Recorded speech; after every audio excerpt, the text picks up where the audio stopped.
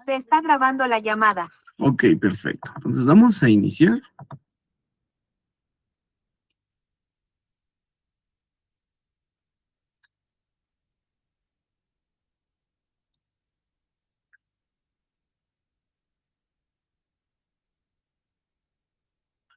Vale, todos deberíamos de estar viendo en este momento una presentación que dice sangre y sistema inmunitario. ¿Todos podemos ver la presentación?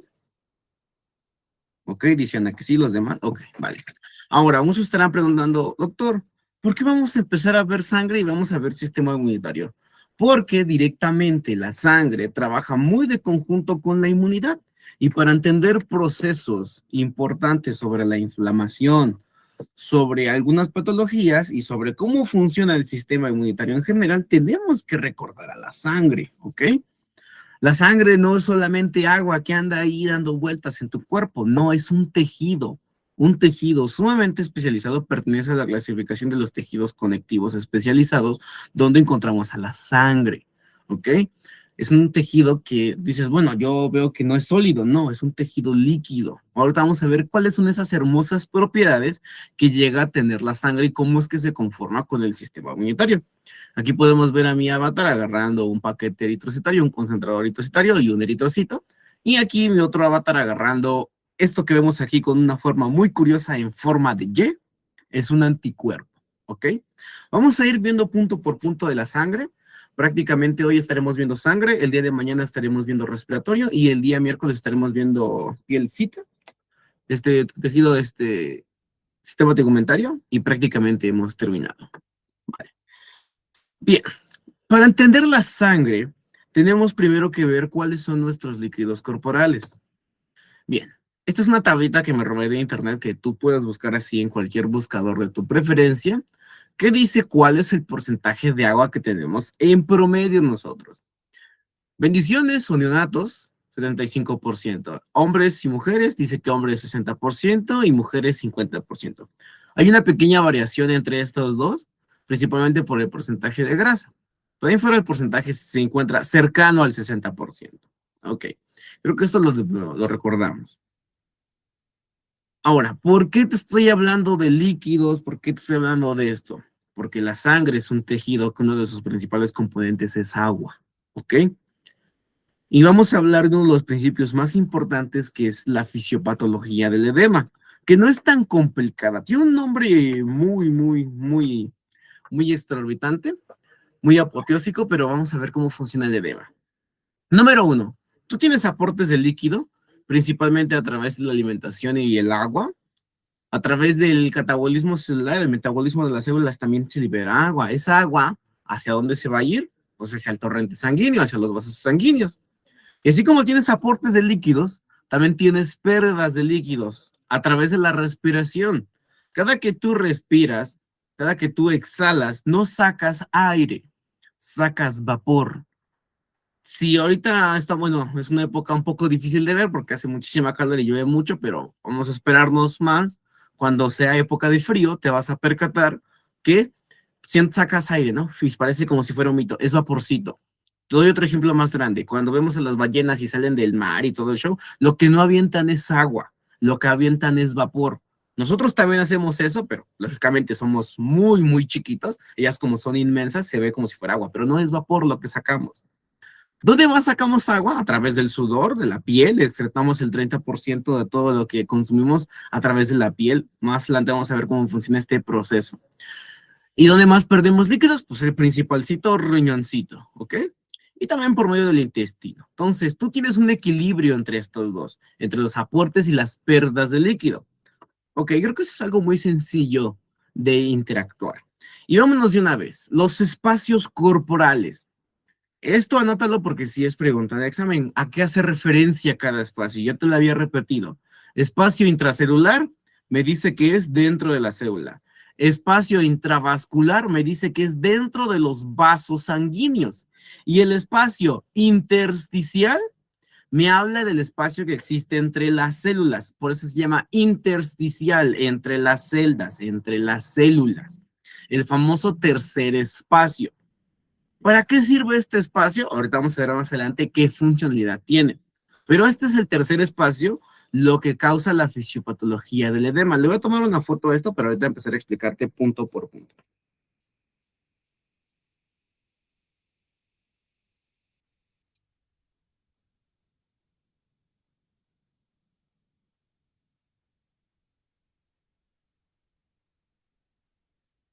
Ok, ahorita regresamos a esta imagen. Y esta imagen o este contenido, este video, se me hizo muy bonito. Está en inglés, pero aún así, si tu inglés no es tan fluido ni tú no es un inglés muy avanzado, puedes comprenderlo únicamente con la imagen. Estamos viendo aquí precisamente los tres espacios, principalmente dos, el espacio intravascular, que aquí vemos los hermosos vasos sanguíneos, y vamos a ver qué es lo que ocurre cuando se infunde, ¿vale?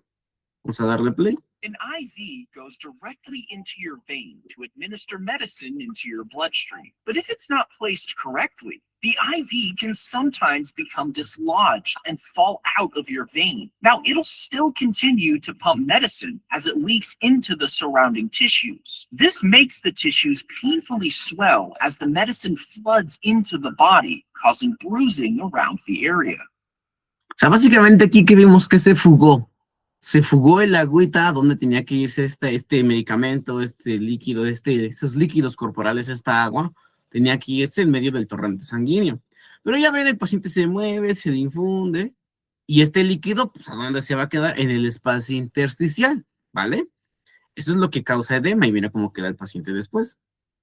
Se hincha, ¿vale? Hay una extravasación. Eso también es un edema, y eso también ocurre de manera, por decirlo así, entre muchísimas comillas, de manera fisiológica en tu cuerpo, ¿ok? Ahora vamos a ver la composición de la sangre. Recordemos, la sangrita es un tejido líquido que no es únicamente agua. La capacidad o la tonicidad o concentración de la sangre se hace con base a la tonicidad o a los solutos. ¿Qué tantas moléculas contiene la sangre? Y esta imagen, que es muy simple, nos habla de esto.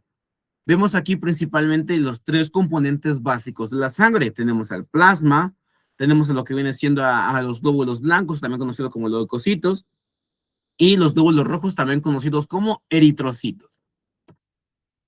La osmolaridad de la sangre, o mejor dicho, la concentración de la sangre va de 275 a 295 milosmoles por kilogramo de peso, o sea que es un tejido líquido que tiene una gran cantidad de sustancias, ¿vale?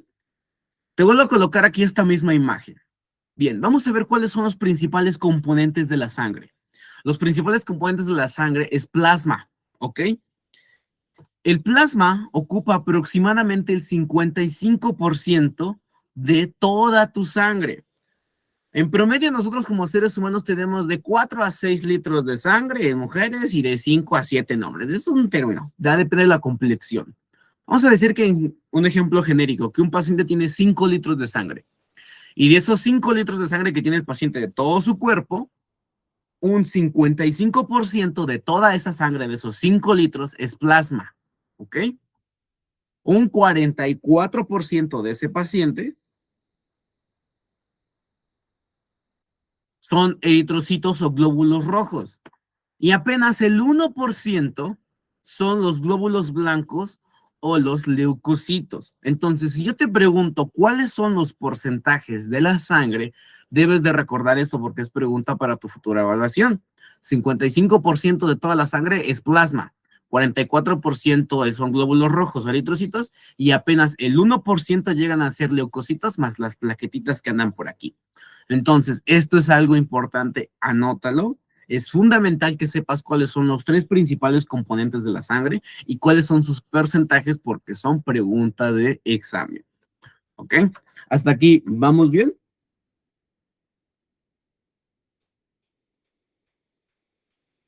Ok, dice Jorge que sí. ¿Los demás cómo vamos? Digo, está sencillo el tema. Ahorita es sencillo el tema. Ok. ¿Cuáles son las células que componen a la sangre? Tenemos principalmente a los eritrocitos, los leucocitos y los trombocitos. Esta imagen que estamos viendo aquí es de un frotis sanguíneo. Ahora, cuando nosotros vemos una muestra bajo el microscopio, sí se ve la sangre, es muy bonita y muy hermosa.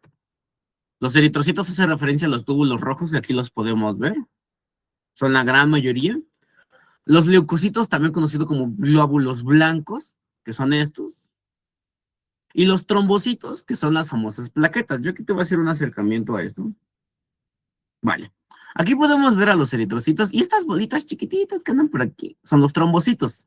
Estas bolitas grandes, que ahorita vamos a ver cómo se llaman cada una de ellas, son leucocitos. Y tú dirás, pero es que no se ven blancos, doctor. Esos sí se ven rojos, pero no se ven blancos. Ok, no se ven blancos porque no es que te hayamos o hayas vivido engañado o engañada toda tu vida. Es que para que se vean las células así bajo el microscopio, no nada más las pongo así, la muestra. Yo tengo que pintarlas. Eso se llama hacer una tinción. Por eso tienen esta coloración, ¿vale?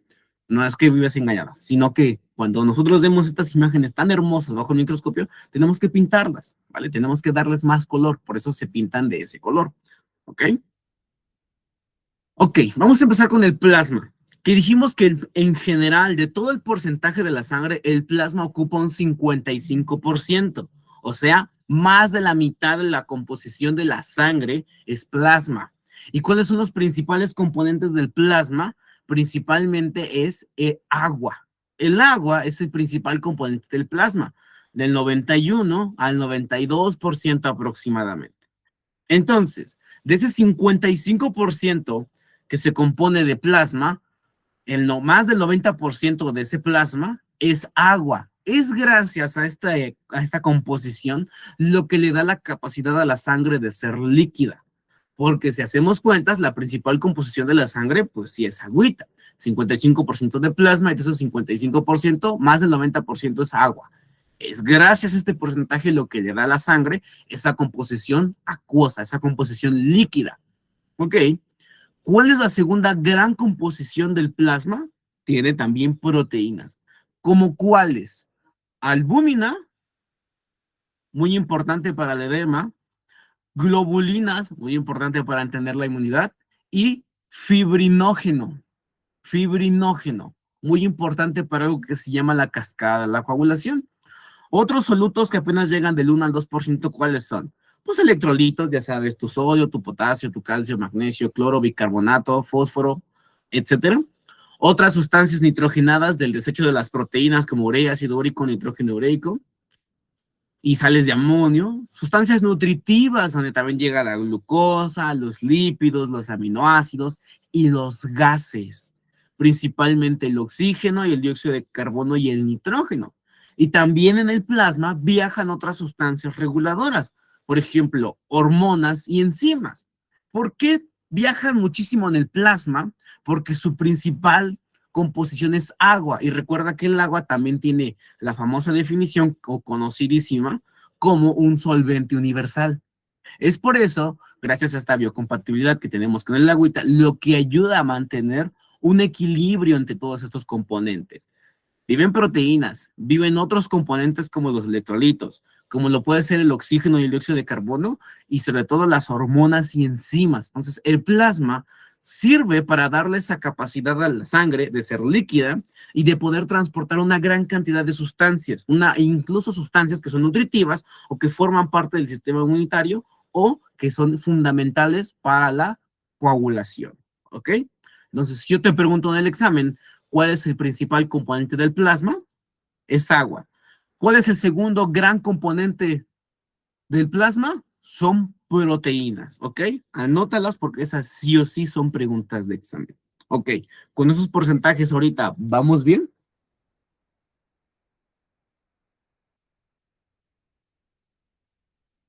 Ok. Digo, no está difícil, ¿vale? ¿Hay más proteínas que andan en el plasma? Por supuesto que sí, pero yo me voy a centrar en estas tres. Si yo te digo cuáles, y incluso son las principales, ¿cuáles son las tres principales proteínas del plasma? Es la albúmina, que por nada del mundo se tiene que olvidar, el fibrinógeno, que por nada del mundo tampoco lo puedes olvidar, y las globulinas, que ahorita vamos a hablar de ellas más adelante. La albúmina es una de las proteínas importantes para transportar sustancias, desde hormonas, mecanismos de desecho, bilirrubina, entre otras cosas. Entonces, si yo te pregunto, ¿cuál es la principal función de la albúmina? Es transportar sustancias. Hay una patología que se llama hiperbilirrubinemia, que es mediada también por albúmina, ¿ok? El fibrinógeno, aquí más o menos te puedes dar una idea a qué hago referencia. Fibrinógeno es fundamental para la cascada de coagulación, ¿ok? Entonces, albúmina, transportar sustancias, es como el sistema de transporte colectivo de tu ciudad, el sistema del metro, todo eso, el transporte público para que entiendas. Gracias a él se mueven una gran cantidad de sustancias. La albúmina, fibrinógeno, fundamental para la cascada de la coagulación, para que puedas hacer coágulo. Y las globulinas se dividen en dos. Las inmunoglobulinas, que como su nombre lo dice, son los famosos anticuerpos. Y las globulinas no inmunes, que tienen función principalmente de transporte. Entonces, si yo te digo, ¿cuál es la principal función de la albúmina? Transportar sustancias. Es el transporte público que ayuda a distribuir todas las sustancias dentro de tu cuerpo. Fibrinógeno es fundamental para la cascada de la coagulación. Y globulinas, principalmente las famosas inmunoglobulinas, los anticuerpos, ¿vale? Las globulinas no inmunes, o sea que no son anticuerpos, sirven como un transporte secundario, ¿ok? Entonces, esto anótalo porque es pregunta para tu futura evaluación, ¿ok? Hasta aquí, ¿vamos bien?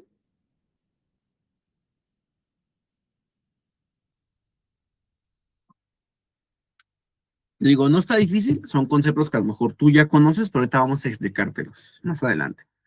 Bien, vamos a empezar primeramente con la fórmula roja, los famosos eritrocitos. Ahora, todos hemos visto un eritrocito que tiene esta forma. Yo siempre les digo a los chicos que parece como un ojo de pancha o parece como una dona, pero como que no le quitaron el centro. Ok, primer desmitificación del eritrocito. Cuando vemos una imagen de un eritrocito, yo sé, al menos esto es una perspectiva mía, yo siento que parece como uno de estos frisbees, uno de estos discos con los que andas lanzando. O mejor, para que me entiendas, se parece al plato de la taquería de plástico. Sí, sí se parece, es redondito y incluso hay, ahora sí que platos de color rojo. Y sí, vamos a ocupar esa analogía, ¿ok? Los eritrocitos tienen un tamaño de 7 a 8 micras. Tienen esta forma muy particular, como el plato de los tacos del señor de la esquina, del señor taquero. Pero vamos a ir desmitificando de poco a poco. Los eritrocitos no son duros. Los eritrocitos son blandos. Voy a agarrar aquí mi calendario y voy a agarrar aquí una foto de mi hija. Entonces, vean. Un eritrocito pensamos que es así, que es duro, que no se puede amoldear. Pero no, un eritrocito en general hace esto. Pues imagínate el plato del taquero que se puede moldear. Tiene esas capacidades moldeativas, principalmente por esta forma. Esta forma semirredonda de 7 a 8 micras, que es un tamaño estándar y casi todos los eritrocitos son de ese tamaño, son los que le permiten tener esa movilidad, esa flexibilidad, ¿ok? Entonces, el eritrocito tiene esta forma redonda como el plato del señor del taquero y es flexible. La gran mayoría son flexibles. Cuando veamos ahorita cómo mueren, vamos a entender por qué funciona que sea flexible. ¿Ok? Ahora, los eritrocitos son los que ayudan principalmente a ver la compatibilidad sanguínea. Ok, ¿qué es lo que ocurre aquí con esta compatibilidad sanguínea? Pero antes de explicarte compatibilidad sanguínea, quiero que veas cómo es que llegan a morirse o se llega a morir un eritrocito. ¿Ok? Entonces voy a presentarte desde la otra pantalla para que veas esa utilidad. Creo que es una pregunta cliché de todos los docentes que enseñamos fisiología y cuando tocamos el tema de la sangre, que es básicamente decir que los eritrocitos viven 120 días. Creo que eso todo el mundo ya lo sabe, es una pregunta muy choteada de fisiología, pero quiero en este caso que tú comprendas, ¿vale? ¿De qué me sirve a mí tener mis 120 días? ¿Ok? Ahora, todos estamos viendo en este caso una pantallita donde te puedo rayar. ¿Todos podemos ver esa pantallita? Ok. Esta pregunta es casi obligatorio para cualquier docente que está enseñando células o está enseñando sangre. Que te dice, ¿cuánto vive un eritrocito en promedio? ¿No? De 100 a 120 días. Vamos a dejarla en 120 días. ¿Ok? Entonces, voy a apuntar aquí.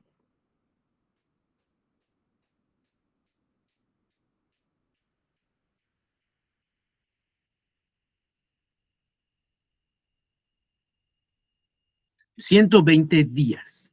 Ahora, vamos a recordar un poquito de anatomía. Y recuerda, tu eritrocito es como el plato del señor de los tacos, ¿vale? Pero quítate el cliché. No es un plato sólido. Es un plato que, como es aquí mi calendario, puede moldearse, es flexible, como si fuera un plato de plástico, así como este calendario.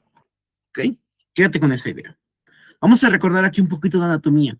Y vamos a recordar y vamos a ver las funciones de uno de los órganos, tal vez más como que olvidados dentro de la fisiología de la circulación. Pero vamos a ver por qué es sumamente importante. Voy a agarrar un color rojo más oscuro y voy a empezar a dibujarte un corazón cliché.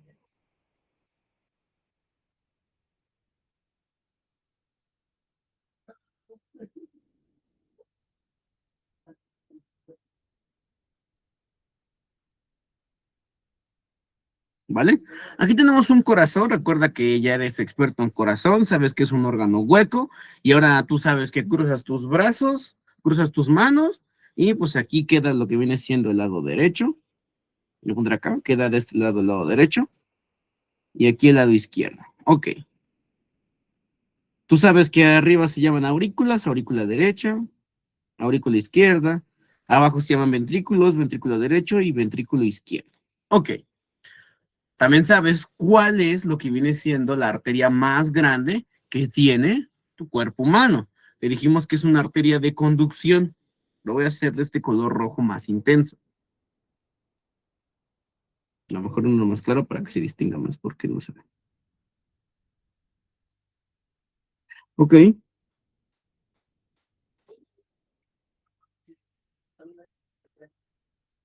Se llama aorta. Ok, tú ya conoces su aorta ascendente, el callado aórtico, y que de aquí salen tres ramas que son pregunta para tu examen. Del lado derecho, tronco brachiocefálico, del lado izquierdo directamente arteria carótida común y arteria subclavia. Entonces, aquí ya estamos recordando para tu futuro examen.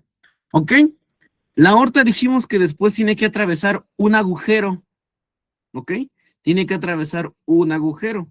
Ese agujero que tiene que atravesar es a través del músculo que se conoce como diafragma. Como te vuelvo a repetir, el diafragma no es algo recto, es como una cúpula. Y dijimos que aquí hay un hueco, un agujero, que se llama hiato aórtico. Ya sabes, la medicina complicándose la vida. En lugar de llamarle agujero aórtico, lo llama hiato aórtico. ¿Pero qué es lo mismo? El hiato aórtico es un agujero por donde pasa la aorta torácica para ahora llamarse aorta abdominal. Aquí voy a poner su nombre. Aorta torácica.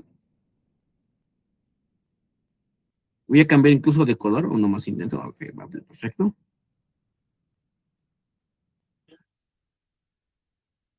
Y aquí se llama aorta abdominal.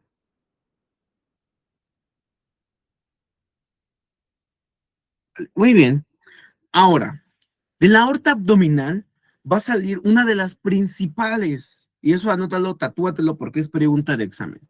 Ok. Una de las principales ramas que es para irrigar tres órganos muy importantes y nace a partir de una arteria que se llama tronco celíaco. Entonces, mira, aquí tienes a tu hermosa aorta abdominal. Recibe ese nombre porque es muy, muy sencillo de aprendértelo. Aorta abdominal. Y te dije, recuerda que aquí nace, voy a hacerle de un color rosita para distinguirlo más, una arteria muy importante, directamente de salida de la aorta. Voy a hacer más pequeño esto. Esta, que se llama tronco celíaco. Esta arteria que nace directamente de la aorta se llama tronco celíaco.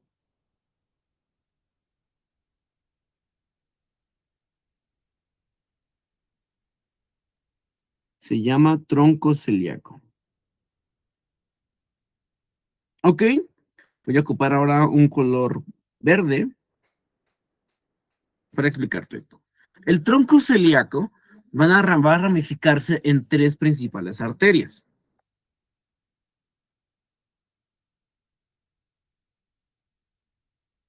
tronco celíaco es esta. La de color verde es la arteria hepática común.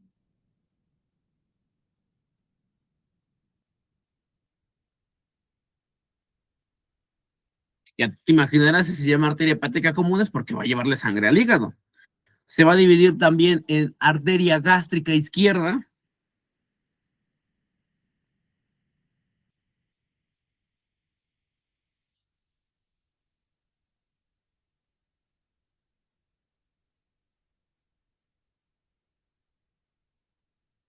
arteria gástrica izquierda, porque va a irrigar el estómago, y la otra que es importante, que lo va a hacer de color morado, ¿ok?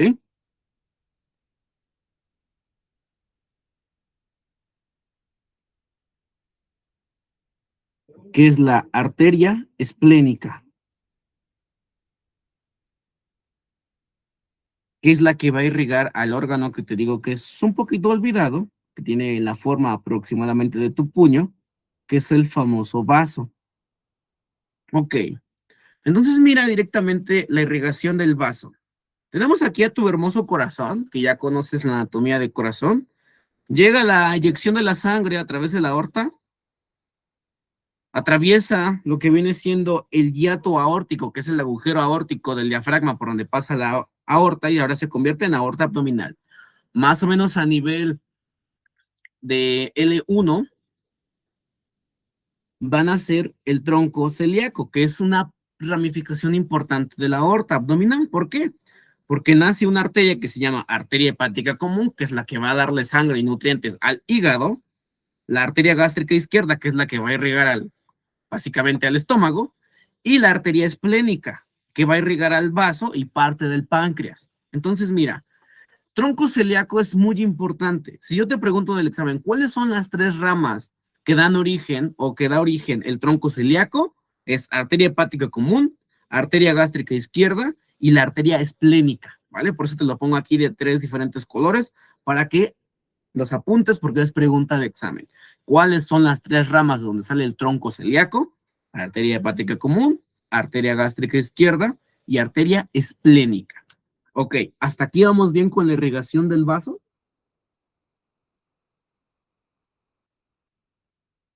Ok, entonces quiero que vean cómo es de hermosa la irrigación. Entonces, mira, la irrigación del vaso es básicamente que casi directa del corazón, aorta, tronco celíaco, arteria esplénica. Punto. Tiene una irrigación muy rica. Tiene un gasto cardíaco por ahí más o menos del 10, 8%. Es un gasto cardíaco bastante considerable. ¿Cuál es la magia de este hermoso órgano conocido como vaso? Tú ya conoces la anatomía de los vasos sanguíneos. Sabes que primero se llaman arterias y cuando se van haciendo más delgaditas se van llamando arteriolas. Ok, voy a hacerlo más pequeño todavía esto.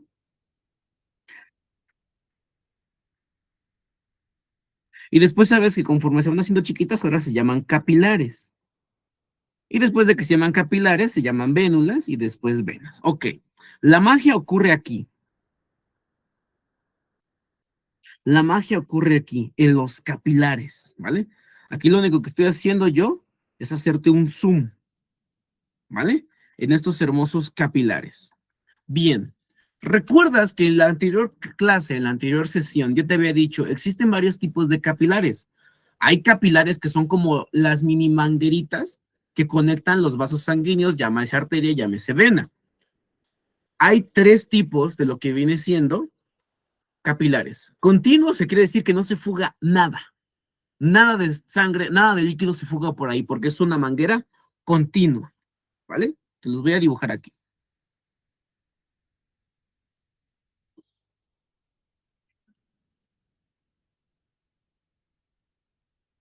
Un capilar continuo.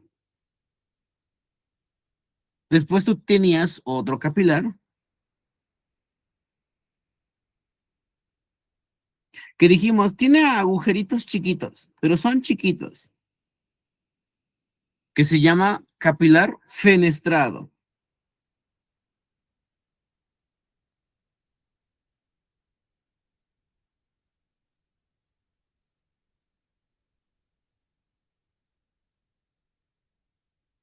y el importante que te dije para esta clase.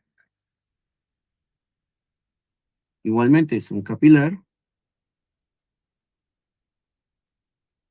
pero ese se llama discontinuo o discontiguo. Discontinuo. Que tiene agujeros gigantes. Incluso voy a hacer esos agujeros de otro color. Creo que de color azul. Son agujeros gigantes. Mira, capilares continuos están herméticamente, pero perfectamente bien sellados. Aquí no se fuga nada de agua, nada de líquido. Capilar fenestrado tiene agujeritos chiquitos, que es como un colador, ¿ok? De agujeritos chiquitos. Se encuentra principalmente en riñón para filtrar, por eso fenestrado, filtrar. Discontinuo, que es este capilar que tiene agujeros enormes, se encuentra en vaso, ¿ok? Quiero que recuerdes esto. El capilar discontinuo, que es el que tiene vasos, que tiene agujeros gigantes, se encuentra en vaso. Ok. ¿De qué me sirve esto? Vale. ¿Y por qué rayos vaso es un órgano tan extremadamente irrigado y me dicen que puedo vivir sin él si llego a tener un accidente o algún percance del vaso? Yo conozco a pacientes, doctor, que viven sin vaso. Vamos a ver cuál es la magia del vaso. Cuando lo tienes, obviamente. Número 1, dijimos que hay capilares discontinuos. ¿Vale? Se sigue ramificando la arteriola.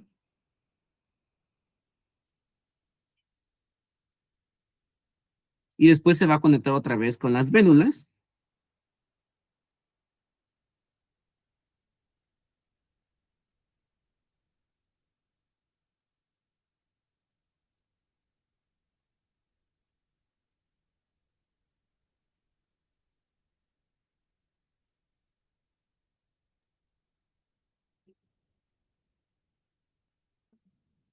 ¿Vale? Pues aquí se conectan ambas circulaciones. Entonces, aquí lo rojito es arteriola. Voy a ponerte tu nombre. Y la de azul es la vénula. ¿Ok? Y toda esta porción que te estoy poniendo de color moradito recibe el nombre de capilares. Pero en el caso de lo que viene siendo vaso, yo tengo estos capilares que son discontinuos, que tienen agujeros gigantes. Mientras que los demás tienen este diseño. Ok. ¿Para qué me sirve esto, doctor? Ok, vamos a empezar con esto. Ya sabes que de toda la composición de la sangre que tiene tu cuerpo, el 44% son eritrocitos. ¿Cómo le hace el vaso, que es aquí donde se mueren los eritrocitos, para determinar cuál eritrocito está joven y cuál eritrocito está viejo? ¿Cuál eritrocito tiene apenas 10 días y cuál eritrocito tiene ya sus 119 días, que ya casi se va a jubilar? ¿Cómo le hace el hermoso cuerpo o el hermoso vaso para poder determinar esto? Tiene una manera de reconocer a los hermosos eritrocitos, no como tal. Tiene un filtro. Estos capilares discontinuos. ¿Ok? Voy a agarrar aquí. Este es un eritrocito. Ok, un eritrocito. Por acá anda. Cuando es joven, un eritrocito joven de unos 10 días, vamos a suponer, y vamos a compararlo ahora con un eritrocito viejo, que tiene prácticamente 119 días, vamos a ponerle. ¿Cómo le hace el vaso para diferenciar este de este? Aquí le puse un color diferente, pero imagínate que es el mismo color. ¿Cómo le hace el vaso? A través de los capilares discontinuos, ¿ok? Un eritrocito tiene un tamaño casi constante y esa es la magia de tu cuerpo. Una de las mejores ingenierías que tiene tu circulación para poder identificar eritrocitos jóvenes de eritrocitos viejos. Bien, voy a hacer más grande este eritrocito. El eritrocito joven se va a encontrar con esta barrera, con esos capilares discontinuos. No puede pasar porque directamente es muy grande. Pero como es joven, así como cuando tú tenías 5 años, tú decías, no, es que cuando eres niño eres de goma, sí, porque eres más flexible. Lo mismo le ocurre a los eritrocitos. Cuando son más jóvenes, son más flexibles. Entonces, un eritrocito joven, ¿qué hace? Se amolda, se adapta, como este calendario que es muy moldeable, ¿vale? Es muy, muy moldeable. Entonces, se amolda, ¿y ahora qué pasa? Al amoldarse, puede pasar a través de estos capilares discontinuos el eritrocito, que pues es joven, tiene 10 días apenas que nació. Pero en cambio, un eritrocito viejo ya perdió esas capacidades de flexibilidad. Ya está ahora como este trozo de madera. Por más que lo intente, no se va a poder, ahora sí que tener esa flexibilidad. Miren lo que pasa con este calendario que es flexible, que pueda moldear, que pueda moldear. Pero esto que es un pedazo de madera, un eritrocito viejo, ya no tan fácil se puede moldear, ¿vale? Entonces, gracias a que el eritrocito viejo ya no se puede moldear, él se queda aquí en el filtro. Se queda aquí en el filtro. ¿Por qué? Porque directamente no puede pasar. Y de esta manera, a través de toda la circulación, ¿qué hace el vaso? El vaso funciona como un supercolador, ¿vale? Para atrapar principalmente eritrocitos viejos. Los jóvenes, como son jóvenes, pueden atravesar esos capilares discontinuos, amoldarse con ese colador, a ese espacio, y pasan, y regresan a la circulación. Pero los eritrocitos viejos, como ya perdieron esa capacidad de flexibilidad, ¿qué ocurre? Se quedan atrapados aquí. Y en el vaso hay de dos sopas. Le dice al eritrocito viejo el vaso. Se come, se lo come, literalmente se recicla, ¿vale? Son los dos pasos. Lo fagocitan, o sea, se comen a esta célula vieja, o se reciclan sus componentes, principalmente la famosa hemoglobina, que es una proteína que se recicla. Y a través de descomposición de la hemoglobina del grupo hemo, se forma la bilirrubina, que es lo que le da coloración a las heces, o sea, la materia fecal, que es lo que ayuda a la digestión en las grasas también, y que es lo que prácticamente también ayuda a lo que viene siendo el color de la orina. Entonces, mira, prácticamente el vaso funciona como una planta de superreciclaje que filtra a los eritrocitos jóvenes de los viejos a través de su flexibilidad. El eritrocito joven se puede amoldear y pum, pasa. El viejito ya perdió esa flexibilidad, se queda aquí atorado y ocurren dos caminos. O se lo comen o se reciclan sus componentes. Esos son los dos caminos que hay del eritrocito viejo, ¿vale? Eso es de esta manera tan sencilla, pero a la vez tan asombrosa. Tu cuerpo sabe cuándo un eritrocito tiene 10 días y cuándo ya tiene 119, 120 días, ¿ok?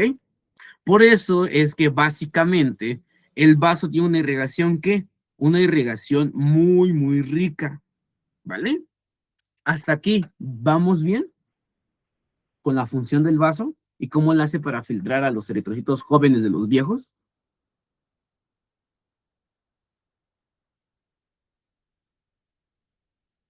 Ok, dice María que sí. Digo, no está difícil, es un proceso sencillo, pero que tu cuerpo hace. Ahora, desafortunadamente el vaso no es un órgano muy resistente, que digamos, tiene una textura fibrosa. El Ross y muchos libros de fisiología dicen una textura fibrosa, una textura astringente fibrosa. ¿Qué significa eso? Que es como si fuera una gelatina. Ahí tiene esa textura, por eso cuando se lesiona, por más que lo intente suturar, no se va a poder. Entonces, ¿qué hace? Pues se corta. Si se corta, doctor, entonces, ¿quién sigue reciclando los eritrocitos? Lo hace el hígado y lo hace el propio sistema celular, el propio sistema inmunitario a través de los fagocitos, ¿vale? Entonces, ¿qué consideraciones tiene el paciente al que le quitaron el vaso? ¿Puede seguir viviendo? Sí, sí puede seguir viviendo, porque higadito, que también tiene, miren, una irrigación muy similar, va como que suplir esa función. También higadito tiene función de, ahora sí que reciclar y matar a los eritrocitos viejos. Pero mientras esté vaso, él es la planta de reciclaje principal. Cuando por alguna razón lo tienen que extirpar porque hubo un accidente o pasó algo por ahí, quien va a suplir esa función es hígado y las propias células del sistema inmunitario que vamos a ver más adelante. Pero, ¿qué pasa aquí? ¿El paciente sigue viviendo con relativa normalidad? Sí, relativamente. ¿Qué es lo que va a pasar? A largo plazo, ese paciente va a requerir mayor inervación de vacunas, ¿vale? Precisamente porque como el vaso es un filtro de sangre, también ayuda a activar la inmunidad adaptativa y celular que vamos a ver más adelante. ¿vale? Entonces, vaso es un órgano asombroso, muchas veces un poquito olvidado, pero que tiene funciones inmunitarias, tiene funciones hematológicas y tiene funciones, incluso por ahí decirlo a muy grandes rasgos, digestivas y con la homeostasis de lo que viene siendo tu color, el color de la materia fecal, el color de la pipí y básicamente con la creación de la bilis, ¿vale? Para que puedas comer grasita. Entonces, mira todo lo que hace vaso. Vaso es un órgano muy bonito. Hasta aquí. ¿Vamos bien con lo que hace vaso? Ok. Ok, perfecto. Bien. Ahora, por ahí habrás escuchado que te dicen, vamos a hacer una prueba de sangre a este niño y vamos a determinar cuál es su grupo sanguíneo. ¿Quién determina el grupo sanguíneo? Son los eritrocitos, ¿vale? Tú debes de tener en tu familia a los que son los O, a los que son los A, a los que son los B. Son los grupos sanguíneos, ¿vale? Vamos a explicar primeramente grupos sanguíneos.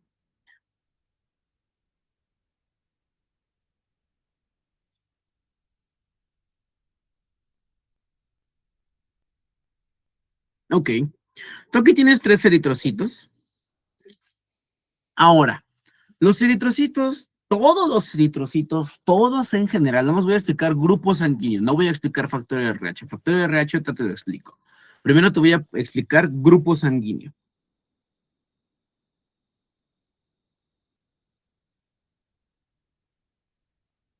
Grupo sanguíneo y ahorita vemos factor RH.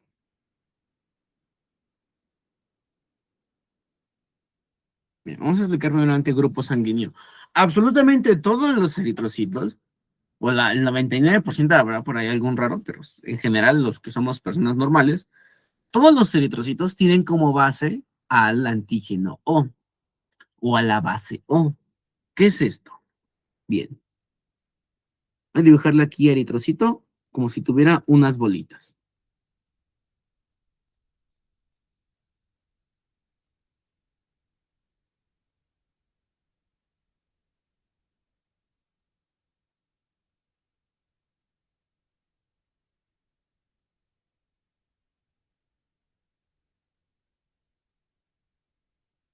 Muy bien.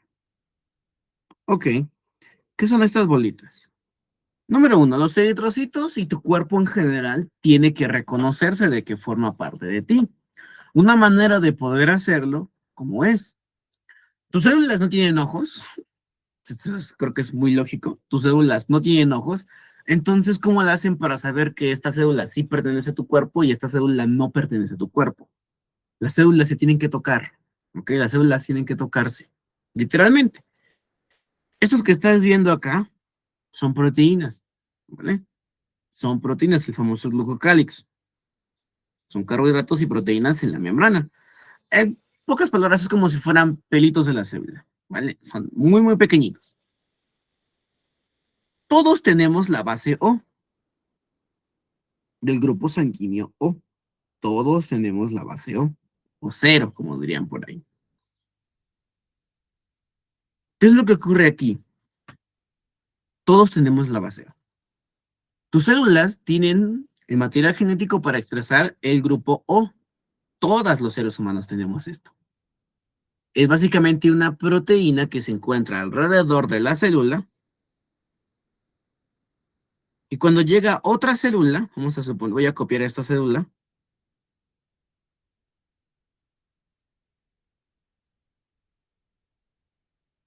Como pertenece al mismo, tiene los mismos colores de bolita, cuando se tocan, directamente, ¿qué identifican? Identifican que son uno mismo. Bueno, voy a tomar de ejemplo al mundial para que me entiendan. Pues saben que llegan los de Panamá, saben que llegan los ingleses, saben que llegan los de Brasil, llegan los coreanos y llegan a México. ¿Cómo puedes identificar a uno de ellos? Por el color de la camisa. Los mexicanos de verde, los de Estados Unidos con rayadas con blanco y rojo, y los de Brasil porque vienen de amarillo, ¿no? En general. Entonces, cuando llega una célula de color azul, en este caso porque tiene la base genética del tipo O, ¿qué hacen? Como son de la misma familia, no van a activar nada y se llevan bien, ¿ok? Eso es lo que hace el antígeno o lo que viene siendo el grupo sanguíneo. Son como el color de la camiseta que tiene el eritrocito. Como es azul y él también es azul, las dos son azules, no se pelean y no hacen nada, ¿ok? Esto es lo que ocurre. Las dos son iguales, ¿vale? ¿Entendimos la idea del grupo sanguíneo O? Como son iguales, no se atacan. Son iguales. ¿Hasta aquí vamos bien con esto? ¿O lo explicamos de otra manera? No pasa nada. Ok, dice María que sí. Entonces, tienen la misma playera, tienen la playerita azul. Ok, perfecto. Como dijimos, todas las demás células de los otros grupos sanguíneos tienen la base O.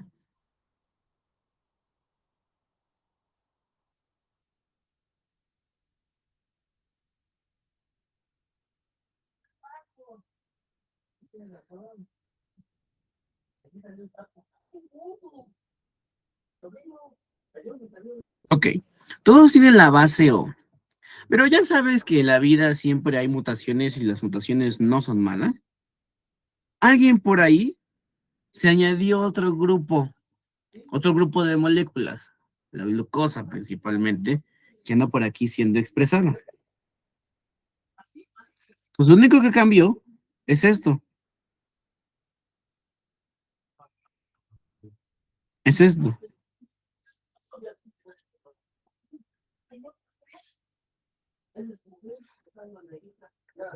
En este caso es el grupo B. Voy a poner que voy a suponer que es el grupo A.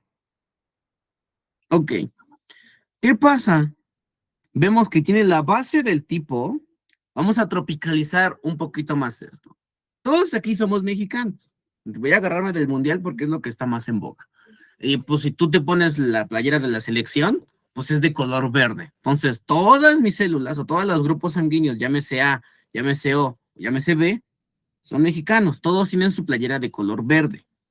Ok. Pero así como en la selección mexicana, también están los grupos. Alguien le va a la América y alguien le va a las Chivas, para que me entiendan. Entonces, como es de color verde, se puso la playera de la América, voy a suponer. Y que es el grupo B, es igual mexicano, pero no le va a la América. Le va a las Chivas. Por eso vamos a ponerlo de color rojo. ¿Eh? Para que me entiendan qué ocurre aquí.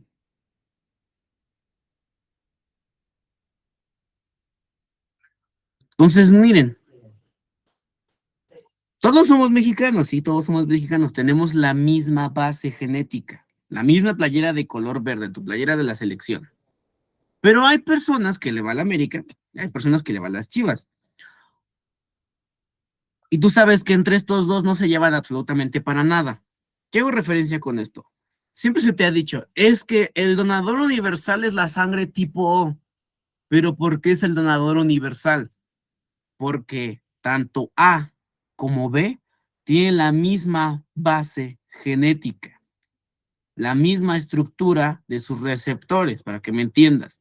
Entonces, aquí es igual. Si tú le pones, en general, grupos sanguíneos, ahorita hablo del factor RH. Si tú le pones sangre tipo O a una persona tipo A, ¿qué le va a hacer? No le va a hacer nada. ¿Por qué? Porque reconoce que tienen la misma playera. Vean, son los mismos puntitos azules que te dibujé.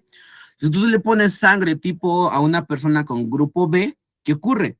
No la van a atacar porque tiene exactamente la misma base. ¿Ok?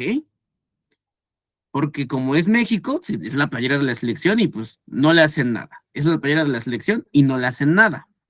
Por eso es que se dice que la sangre tipo O, hoy es este fundamento básico genético, que es el donante universal. El donante universal, ¿ok? Porque como es la base de todos los grupos sanguíneos, el grupo sanguíneo, el tipo A y el tipo B, no le hacen nada. La reconocen como si fuera suya, porque tiene la misma base. Vean, se parecen mucho, ¿vale? ¿Entendimos esta analogía de por qué el tipo O es el donante universal? Es la misma base para todos. Todos somos mexicanos, todos nos podemos poner a traer a la selección y nadie nos dice nada. Y te puedes juntar con los de las Chivas, te puedes juntar con los de la América, con cualquier equipo de tu preferencia y te mezclas y no te dicen nada. ¿Por qué? Porque es de la selección, eres de México, no pasa nada. Ah, pero ¿qué pasa si hacemos ahora lo contrario? Y esto creo que es bien común y pasa en todos los países. Te voy a copiar. Ok, pero ¿qué es lo que pasa si en un estadio, en un partido, ya te imaginarás la analogía que voy a ocupar aquí, Pero imagínate, ¿qué pasaría si en un estadio de algún partido de la América que dijimos que son los del A, se van a sentarse con los de las Chivas? Ya, yo creo que ya has visto las noticias de qué es lo que pasa cuando se mezclan esos dos equipos. No se llevan absolutamente para nada. Entonces, estas, como tienen una camisa del equipo contrario, que son rivales, ¿qué es lo que pasa si yo las cambio? Paso de aquí para acá, de aquí para acá. Cambio lo que viene siendo esto. Estoy acá, este se va con este, y este se va con este. Este se va con este.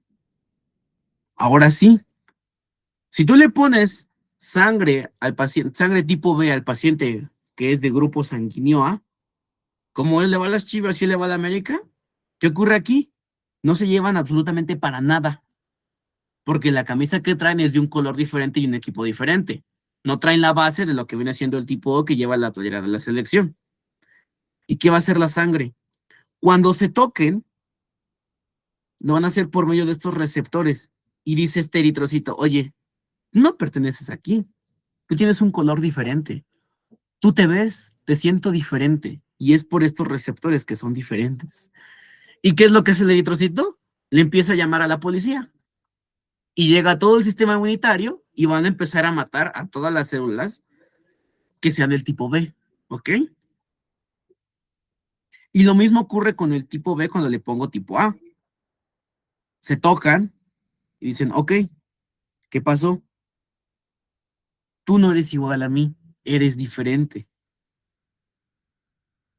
Aquí son verdes y aquí son rojos. ¿Qué va a hacer este eritrocito del grupo B? Al que le pasaron grupos A, va a llamar a todo el sistema inmunitario y van a empezar a matar a todas las células que no son de su mismo equipo.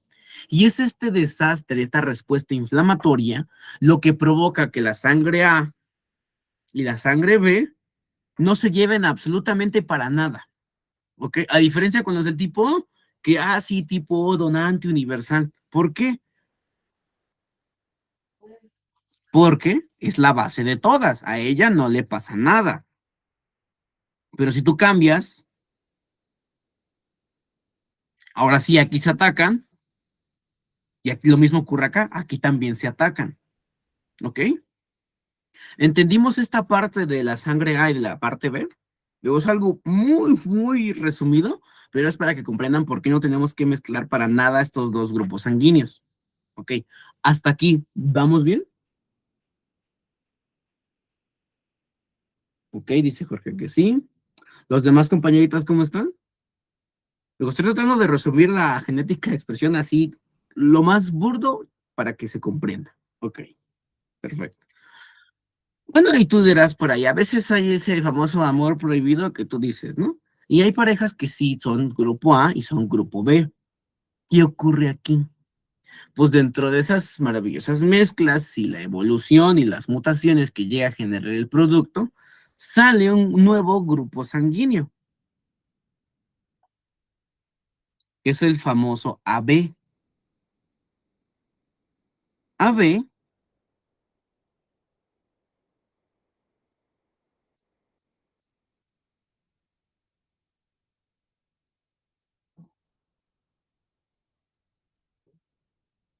AB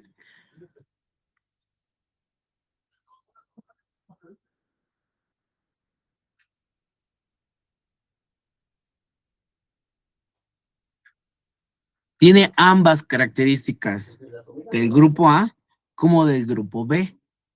Y más aparte, sigue teniendo la base del grupo O. Por eso es que dice, es que el grupo sanguíneo AB es el famoso receptor universal. ¿Por qué es el famoso receptor universal y puede recibir de todas? Porque mira, eso sí, claro, yo tengo en mi salón una pacientita que tiene, ella es tipo A y su esposo es tipo B y su hijo es AB. Entonces, esto sí ocurre, son mutaciones. Las mutaciones nos ayudan a sobrevivir. Entonces, si yo le pongo a ese paciente un tipo O, no pasa nada. ¿Por qué? Porque sigue teniendo la base genética del tipo O. ¿Qué ocurre si le pongo sangre A al grupo AB? Como tiene también los componentes, los receptores del A, no pasa nada, no los ataca. ¿Qué pasa si yo le pongo sangre tipo B? no pasa nada, tampoco los ataca. Por eso es que la sangre tipo O es donante universal, porque mira, le puede dar a todas, porque es la base de todas las de los demás grupos sanguíneos. Los demás grupos sanguíneos son básicamente variaciones y mutaciones. ¿Y por qué? En este caso, tipo AB es el receptor universal, porque tanto le puede donar el tipo O, como puede recibir del tipo A y como puede recibir del tipo B. Porque él básicamente, ¿qué tiene? Tiene todas las camisas. Él le va a todos los equipos, para que me entiendas. Tiene la camisa de la selección, tiene la camisa del América y tiene la camisa de las Chivas. Entonces, aquí no pasa nada. Nadie lo va a atacar, porque tanto él, la sangre tipo B, lo reconoce como suyo, como la sangre tipo A lo reconoce como suyo. Entonces, cuando al paciente tipo AB yo le transfunda grupos sanguíneos, no va a tener problema al saber qué sangre le voy a poner, porque puede recibir de todas. ¿Ok? Esto nada más son grupos sanguíneos. Hasta aquí, ¿vamos bien con lo de los grupos sanguíneos? Son ejemplos muy simples, pero así de simples es de importante que los conozca. ¿Vamos bien hasta acá o lo explicamos de otra manera?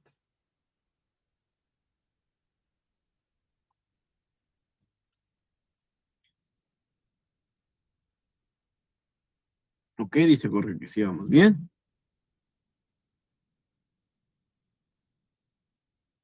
¿Los demás cómo vamos?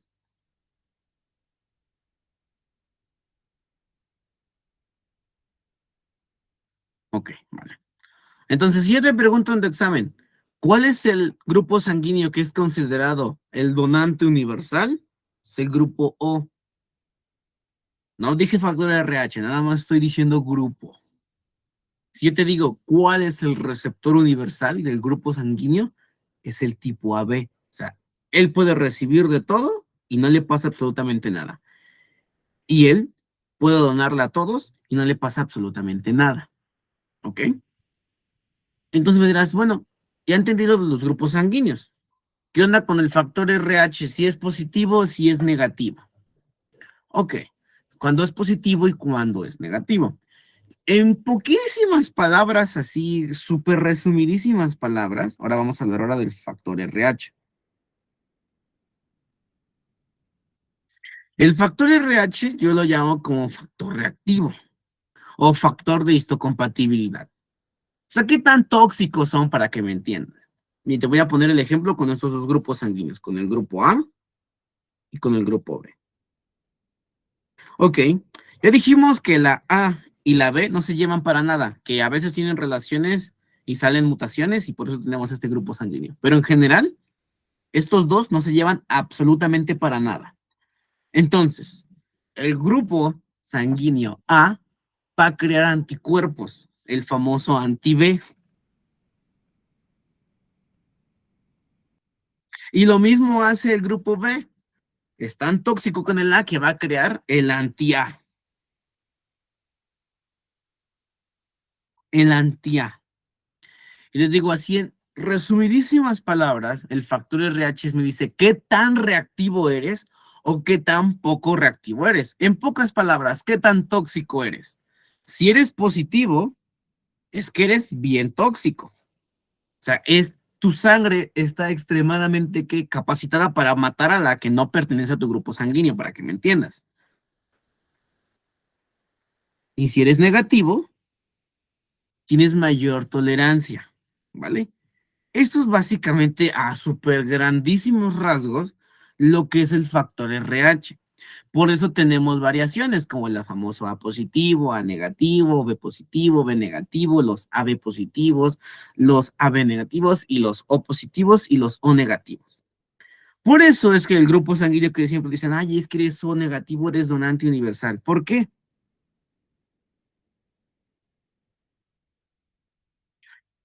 Aquí ya se empieza a complicar un poquito. ¿Qué dice? Si eres O positivo, vamos a suponer que este grupo sanguíneo es O positivo, únicamente va a poder donarle a quién? A todos los grupos sanguíneos que sean positivos. ¿Por qué? Porque tiene la base genética de todos los aparatos positivos, entonces no pasa nada con ellos. Pero no puede donar sí a los negativos, ¿vale? ¿Qué ocurre con el famoso grupo sanguíneo que es también considerado donante universal? Pero universal de verdad, casi casi. Son esos pacientitos que cuando llegan a banco de sangre, y no me van a dejar mentir, casi casi los fichan, ¿vale? Casi casi los fichan. Que son los famosos O negativos. Tienen la base genética de todos los grupos sanguíneos, pero más aparte, son negativos, no son nada tóxicos, para que me entiendas. Y dicen, eres O negativo, eres donante universal, ¿pero por qué? Porque tiene la base genética de todas las demás combinaciones, llámese A, llámese B o llámese AB, pero más aparte, como es negativo, no tiene tanta toxicidad, no crea anticuerpos para nada. Es una sangre que puede ser administrada a cualquier grupo sanguíneo. Y yo te digo, cada que llega un paciente del grupo O negativo, lo fichan. Te digo porque yo cada que voy a donar sangre, me hacen eso, me fichan. Y después me van a mandar un mensaje cuando va a haber campañas de donación sanguínea, porque soy donante universal. Si tú conoces a alguno negativo o eres tú otro negativo y estás en banco de sangre, creo que es una constante, son muy poco comunes. Y además que solamente pueden recibir de esa sangre, precisamente por estas características, ¿vale? Porque si yo le pongo de uno positivo, pues como es tóxico, lo van a atacar. Si yo le pongo una B, pero como son tóxicos, lo van a atacar. Si yo hago lo mismo con el B y le pongo sobre todo positivo, lo van a atacar. Por eso él es donante universal, puede darle a todas las demás personas. Pero debido a como eso, así puedo decirlo, mansito, no es tóxico, cualquiera que llegue de los demás grupos sanguíneos, pues me lo van a intoxicar. Es como esa persona que dice, ay, es que es una persona muy buena, es una persona, es un pan de Dios y no sé por qué anda con ese tóxico. Pues lo mismo ocurre aquí, ¿qué hacen? Pues andan doblegando a la pobre personita. Lo mismo le pasa al grupo sanguíneo negativo. Es tan dócil que cuando tú administras cualquier otro grupo de sangre a este, va a haber problemas inmunitarios, porque van a empezar a atacarlo a él, ¿vale? Hasta aquí, ¿vamos bien? Ahora entendimos por qué los grupos sanguíneos son no, por qué los grupos sanguíneos son A y por qué hay AB, y por qué uno es más tóxico que otro, ¿vale? Son palabras muy sencillas. Esto es un tema extremadamente hermoso y también es muy complicado. Aquí te estoy resumiendo básicamente la histopatología genética de las células. Por eso es que es sumamente peligroso que tú confundas los grupos sanguíneos. Puedes llegar incluso hasta matar al paciente. ¿Por qué? Porque no únicamente, sí, le va a dar una reacción alérgica por la sangre que no le pertenece. No, va a haber literalmente toda una respuesta inflamatoria y como la sangre está en todo el cuerpo, pues ¿a dónde va a ocurrir la respuesta inflamatoria? Pues en todo el cuerpo. Por eso el paciente tiene riesgo de morir, ¿ok? Entonces, mucho cuidado cuando administren sus paquetes o concentrados eritrocitorios. Muchísimas instituciones, por no decir todas, hacen algo que se llama la famosa doble verificación, donde la otra persona que te entrega, ya sea banco de sangre, o sea, el interno o el pasante que mandas a banco de sangre, te dice, oiga, ¿me puede firmar? Y te dice, mira, es del donador número tal, es de la paciente tal, tal, tal. Ok, son 200 tantos mililitros. Es del grupo sanguíneo y hasta en muchas instituciones se pone de color rojo ese grupo sanguíneo. Ok, más aparte, le vas a tomar signos vitales al paciente antes, durante y después de la transfusión sanguínea. Porque hay reacciones adversas, así sea incluso del mismo tipo de sangre. Porque, como te digo, la sangre está en todo el cuerpo. Va a haber un proceso inflamatorio, sí, pero como la sangre está en todo el cuerpo, el proceso inflamatorio ocurre en todo el cuerpo. Por eso el paciente puede llegar a morir si te equivocas de grupo sanguíneo, ¿vale?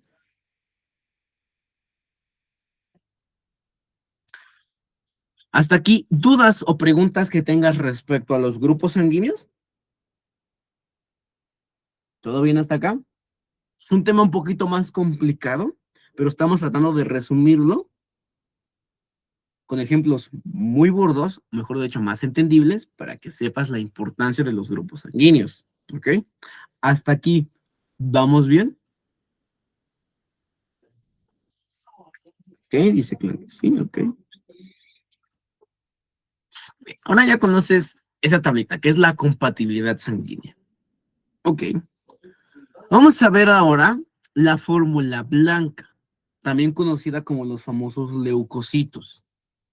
Dejamos de lado los eritrocitos, ahora vámonos con los blanquitos. Ya vimos cómo se muere un eritrocito, ya vimos cómo se reciclan, ya vimos que ellos son los tóxicos que hacen que la sangre no sea compatible con otras cosas. Ahora vamos a ver esto. Los leucocitos se componen de dos grandes familias, los granulocitos y los agranulocitos. Bien. Y esta es pregunta clavada de examen. Los granulocitos es donde tenemos a los neutrófilos, eosinófilos y basófilos. Y los agranulocitos son los linfocitos y monocitos. Aquí te pongo la imagen de cada uno de ellos. Granulocitos tenemos al neutrófilo, al eosinófilo y al basófilo. Y a los agranulocitos, mira, aquí está el linfocito y aquí está el monocito. ¿Ok? ¿Por qué se llaman granulocitos? Porque cuando estos que estás viendo parecen como si fueran granitos. Por eso quien los clasificó, pues por vista. Como se ve que tienen lunarcitos, que son procesos enzimáticos, porque parecen como si fueran granitos, por eso se llaman granulocitos. Y estos no, estos son lisos, por eso se llaman agranulocitos. Si yo te pregunto en el examen, ¿cuáles son los granulocitos? Tenemos aquí los neutrófilos, los eosinófilos y a los basófilos.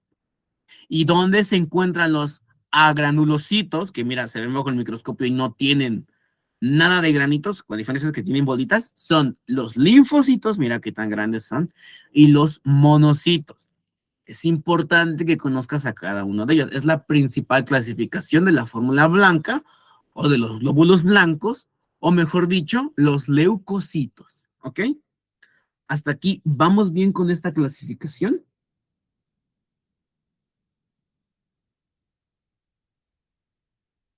Ok.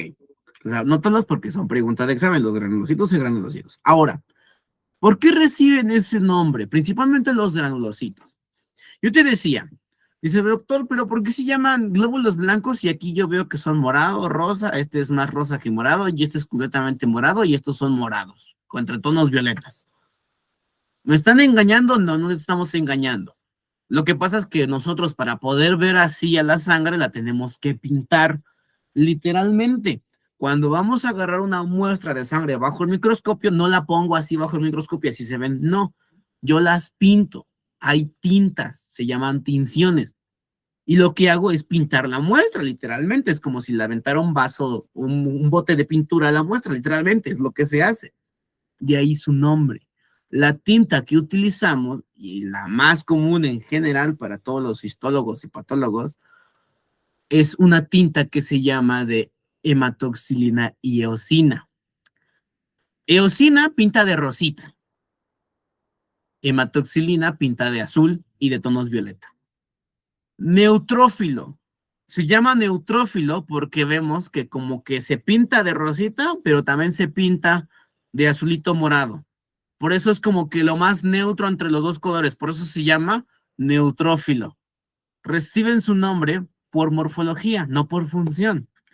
Se llama neutrófilo porque cuando lo pinto al neutrófilo, se pinta parejo. Principalmente se pinta de rosita y se pinta de azul violeta. ¿Vale? Por eso recibe ese nombre de neutrófilo, porque está entre en medio, neutrófilo. El eosinófilo recibe ese nombre porque dijimos, el color de la eosinofilia pinta de rosita. El eosinófilo vemos que está más rosita que morado. Por eso se llama eosinófilo.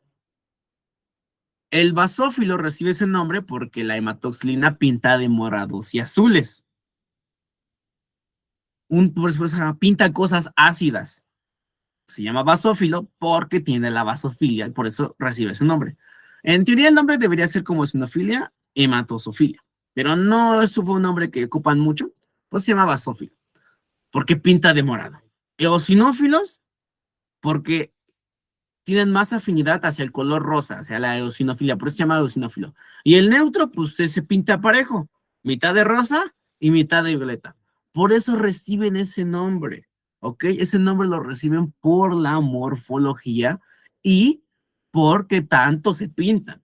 Neutrófilos en medio. Eosinófilos, pues bueno, es el que se pinta sobre todo de rosita, por eso eosinófilo. Basófilo, morado. Por la basofilia que llegan a tener estos tintes. Y ya los granulocitos se clasifican en dos. Linfocitos, que ahorita los vamos a ver, y monocitos.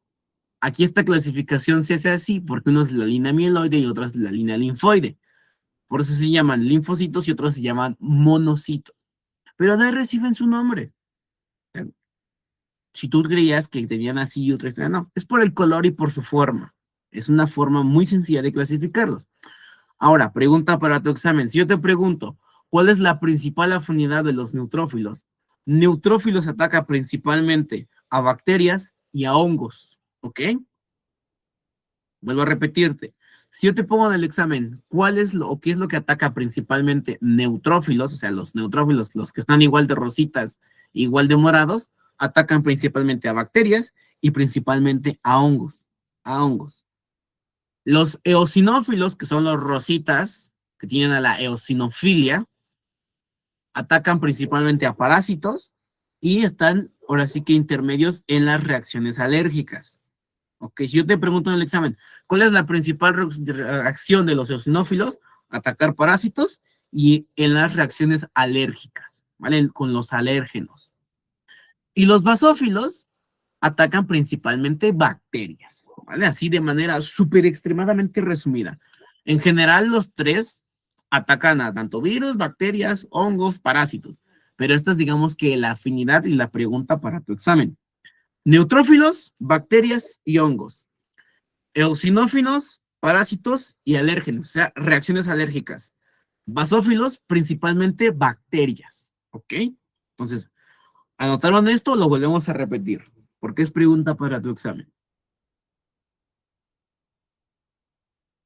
Hasta aquí, ¿vamos bien?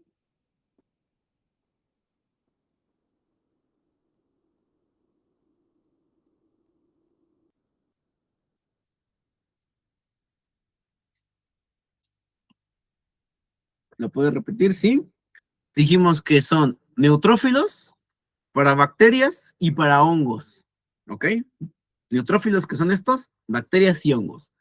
Eosinófilos, parásitos y reacciones alérgicas, ¿ok? Eosinófilos, parásitos y reacciones alérgicas. Y los basófilos, pues basófilos de bacterias, únicamente bacterias, ¿vale? En palabras muy generales, ¿vale? Hasta aquí, ¿vamos bien con esto? Ok, dicen que sí. Entonces, aquí es una clase muy, muy teórica, porque tenemos que tocar la inmunidad, ¿vale? Tenemos que tocar la inmunidad. Y como te digo, la inmunidad no es un capítulo que se encuentra en el libro de fisiología, es un libro aparte que se llama inmunología. Entonces, vamos a tratar de darte las bases para que entiendas la inmunidad. Ok, esto que estás viendo aquí, que se ve muy magnífico, muy apoteósico, aquí tenemos otra parte, se le conoce como la famosa hematopoiesis, que es la creación de las nuevas células sanguíneas. Yo aquí tengo esta otra imagen que se me hace un poquito más resumida. Ok,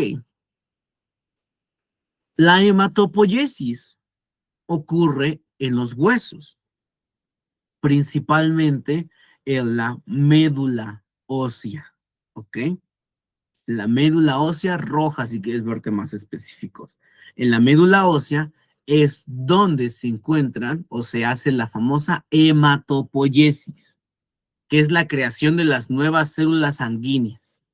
O sea, la creación prácticamente de la sangre, para que me entiendan. Uno de los principales componentes de la sangre. Y es la famosa, hematopoiesis, ¿ok? Es uno de los grandes milagros de la vida que tenemos, la renovación de la sangre. Yo te dije, riñoncito es el que se encarga de filtrar toda la sangre y por eso haces orina. ¿La orina qué es? Pues es sangre filtrada. Entonces, riñoncito crea una hormona que se llama eritropoyetina, que estimula a la médula ósea para crear más células sanguíneas, o sea, más hematopoiesis. Es un ciclo, porque el riñoncito elimina la sangre, porque literalmente lo que orinamos es sangre filtrada, y más aparte estimula la médula ósea para que se siga generando más sangre. Entonces es un ciclo, ¿vale? Aquí podemos ver que nuestra famosa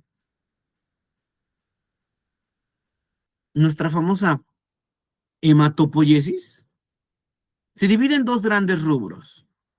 Número uno, tenemos a la célula troncal hematopoyética, o también célula madre hematopoyética, y después pasa a llamarse célula progenitora multipotente. Las células madre o las células troncales hematopoyéticas son células que se dividen durante toda su vida.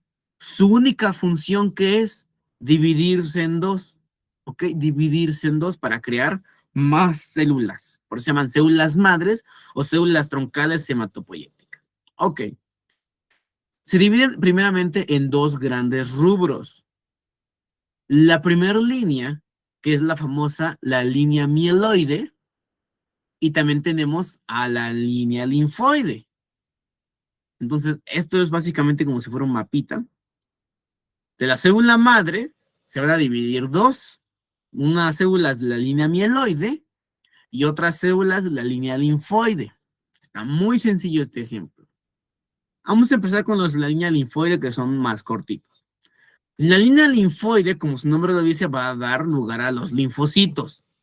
Los linfocitos T, linfocitos B, los linfocitos NK y los ILC, que son prácticamente mediadores de la inflamación.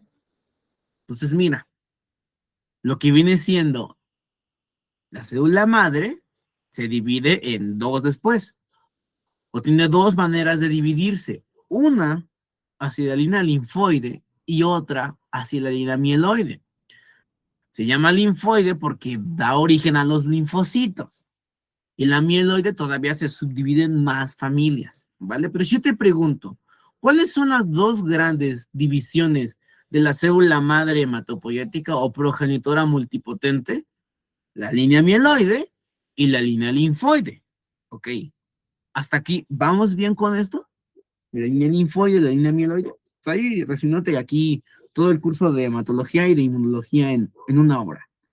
¿Entendimos esta parte? Línea linfoide y línea mieloide. De todas maneras, al final lo vamos a explicar. ¿Todo bien hasta acá? Son temas un poquito ya más complejos y muchas veces no se nos enseña de manera tan rigurosa. Tampoco lo estoy haciendo, pero quiero que comprendas cómo funciona la inmunidad. No que te sepas todos los procesos, que comprendas cómo funciona la inmunidad. Entonces, hasta aquí.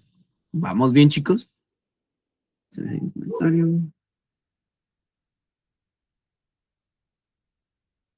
¿Todo bien hasta acá?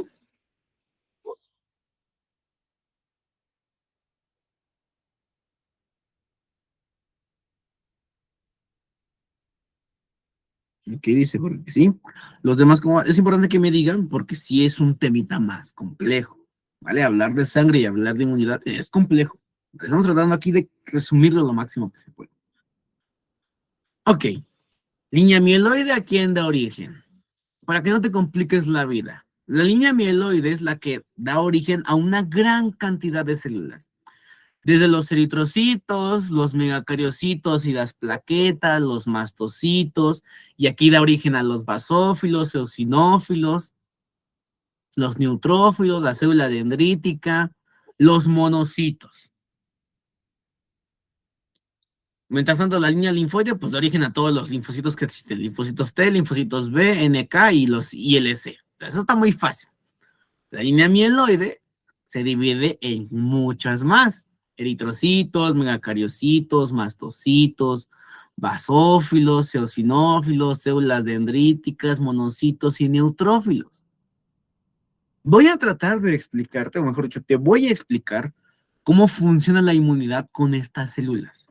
Tú dirás, pero doctor, son muchísimas. Sí, yo sé que son muchísimas, pero vamos a tratar de resumirte la respuesta inmunitaria como si fuera una historia, ¿vale? Más o menos, ¿cuánto vive un eritrocito? Bueno, ya lo dijimos, vive 120 días. Es una de las células que viven, o mejor dicho, una de las células que vive en tu sangre que vive mucho tiempo, 120 días, 3 meses. Los megacariocitos, que son los que dan origen a las plaquetitas, los trombocitos también como se les conoce, apenas duran de 9 a 12 días, o sea, duran bien poquito. Los neutrófilos, vean cuánto vive un neutrófilo, de 2 a 3 días. O sea, vive bien poquito. Los mastocitos, pues depende, ahorita vamos a ver de qué depende.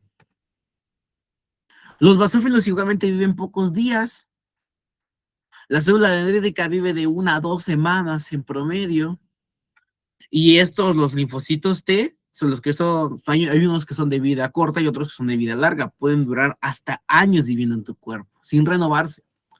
¿Vale? Entonces, esto es básicamente cuánto llegan a vivir más o menos las células. Vemos quién tiene las de ganar y hay muchísimo porcentaje, son los eritrocitos, los famosos eritrocitos. Y viven 120 días. Los demás apenas duran unas cuantas semanas, unos cuantos días, y los linfocitos pueden llegar a vivir hasta años, ¿ok? Quédate con esta idea, ahorita vamos a pasar uno por uno, mientras voy a tomarle yo una captura de estas células, porque tengo otra dinámica ahora para explicarte cada una de estas células, que sea un poquito diferente.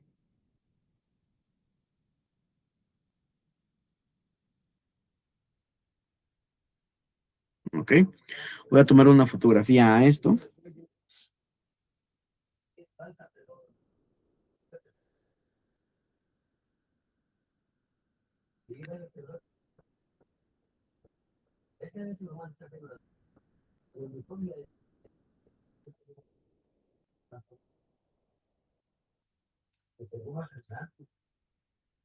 Ok. Entonces, quédate ahorita con con estas células. Te voy a explicar qué hace cada una de ellas, pero en conjunto, porque si vemos una por una, se nos olvida. Si entendemos el proceso, es más fácil que se te pegue. ¿Ok? Vamos a recordar estos días. Bien. Ahora, no te preocupes, vamos a explicar cada una de esas células, pero te dije en conjunto. Acuérdate cuando vimos célula por primera vez, si mirábamos organelo por organelo, es más difícil que comprendas, pero si vemos el proceso de todos los organelos en conjunto, se entiende cómo funciona una célula. Lo mismo vamos a hacer aquí. Vamos a agarrar a cada uno de lo que viene siendo las células y vamos a ver cómo es que trabajan en conjunto, porque literalmente es un ejército que vive en tu cuerpo. Esto que estamos viendo aquí es el famoso sistema linfático, los órganos linfoides, órganos linfáticos. No solamente tenemos a los vasos linfáticos, que te digo, literalmente es otro sistema circulatorio, otro sistema circulatorio. Vemos que también hay otras glándulas, como por ejemplo tenemos el timo, el vaso, y ¿por qué están los intestinos acá? ¿Por qué están los huesos acá? ¿Por qué vemos aquí a los adenoides, las famosas amígdalas? ¿Qué hacen aquí? Número uno, tenemos que comprender que el sistema linfático, por eso en muchísimas bibliografías lo marcan como órganos linfoides, es un sistema que ayuda a la inmunidad y que es básicamente otro sistema circulatorio. Tiene vasos linfáticos. Es extremadamente hermosa su función. Ahora, aquí hay otra imagen muy bonita sobre esto. Vemos que directamente qué ocurre con los órganos linfoides. Hay una estrechísima relación con la circulación. Y esto que estamos viendo aquí es lo que ayuda, en este caso, a disminuir el edema. Sí, ayuda a disminuir el edema. Ahora te explico esta imagen, cómo es que está aquí, ¿vale? Y primeramente tenemos que ver cuál es la clasificación de los órganos linfoides. Ok. Número uno, tenemos órganos linfoides capsulados, no capsulados. Pero vamos a ver, comparación de los órganos linfáticos o órganos linfoides principales. Tenemos a los nódulos linfáticos, a los ganglios linfáticos, al timo y al vaso. Aquí te dice cada una de tus funciones, ¿vale? Yo te voy a dar una clasificación para que entiendas esta imagen. Vamos a entender por qué el sistema linfático es fundamental para entender el edema. Entonces, voy a proyectarte desde la otra imagen, ¿vale? Y voy a agarrarme esa imagen, que es donde me habla de la circulación. Si tú alguna vez te has edematizado porque estuviste muchísimo tiempo, no sé, en la guardia, estuviste muchísimo tiempo trabajando, o simplemente tuviste un día muy pesado, te vas a dar cuenta que, bueno, cuando eres joven no pasa, pero cada vez que ves a pacientitas o a compañeras más grandes, te puedes percatar que llegan incluso a edematizarse. Si no lleva, estoy seguro que si a ti se te olvidaron tus medias de compresión, te ocurre algo similar. ¿Cómo se produce el edema? Por eso tenemos que comprender esto. Te dije, todo el mundo aclama y afama la circulación mayor de la circulación menor, pero nos hace falta conocer otra circulación, que es la circulación linfática. Te dije, el sistema linfático a través de sus vasos linfáticos funciona como otro sistema circulatorio, donde ¿qué ocurre? Tenemos vasos linfáticos en todo el cuerpo, en todo el cuerpo. Y esto que estamos viendo aquí es cómo se comparte literalmente esta microcirculación, ¿vale? Has recibido una buena dosis de información. Voy a explicarte ahorita cómo funciona esto y con qué se come y te puedes ir a descansar, ¿vale? Porque sí, inmunidad, sangre, son temas pesaditos, ¿vale? Entonces, para que no te estreses. Mañana vemos cada una de las células. Darte todo ahorita es como si quisiera que te comieras, no sé, 5 panes y 3 litros de agua. Es imposible. Te vas a indigestionar, obviamente. Entonces, explicamos esto para que te relajes. Esto que estamos viendo aquí, esta maravillosa circulación que estamos viendo aquí, se le conocen como las fuerzas de Starling. ¿Vale? Sí, así se llaman. Creo que ya te había explicado esto. Te lo voy a volver a repetir.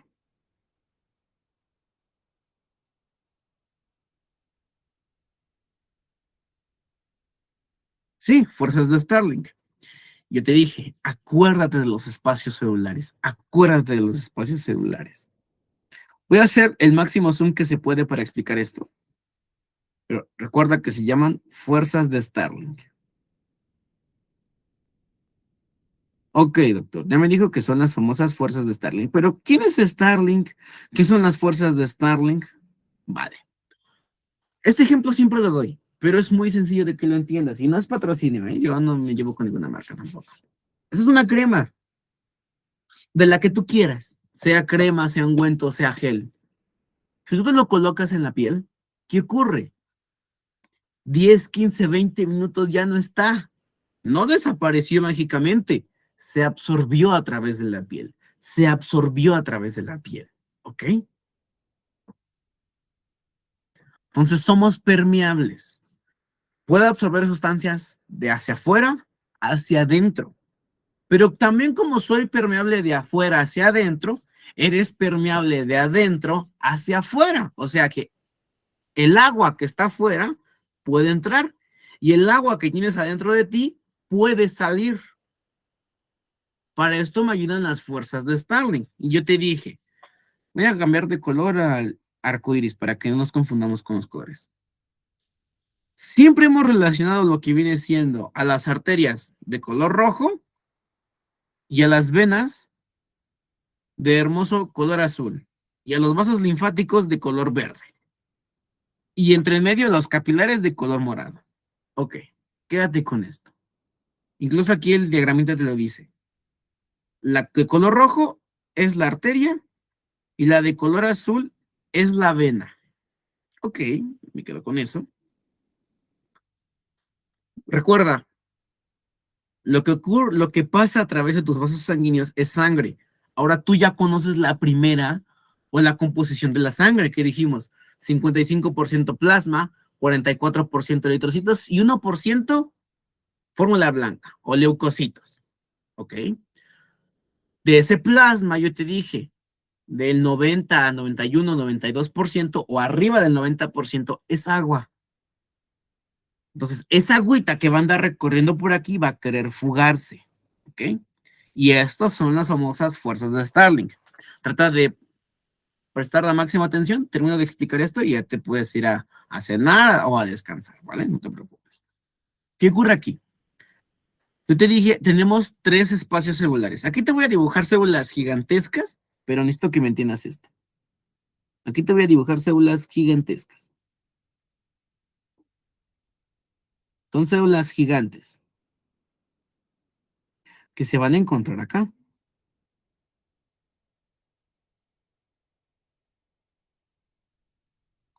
Yo te había dicho, todo lo que se encuentra dentro de la célula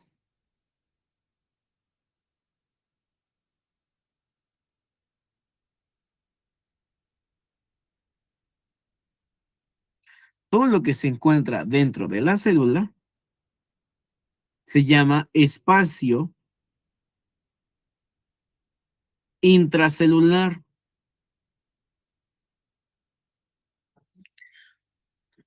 Todo lo que se encuentra dentro de vasitos sanguíneos, o sea, todo lo que se encuentra dentro de acá, en esta porción, acá y acá,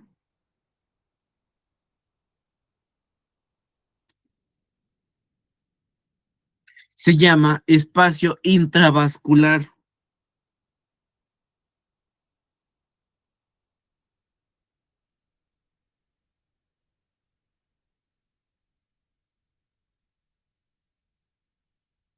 ¿Ok? Espacio intravascular. Y dijimos que hay un tercer espacio, que es el que se encuentra en célula y célula. Voy a agarrar un azul más chillante para que veamos la diferenciación. Este. Hay otro espacio que anda ahí bien chillante, que es el famoso espacio intersticial, el famosísimo tercer espacio. Este espacio intersticial se llama intersticial porque está entre las células, entre las celdas, intersticial, entre las células. Es un pequeñísimo espacio donde también hay agüita. Se llama espacio intersticial.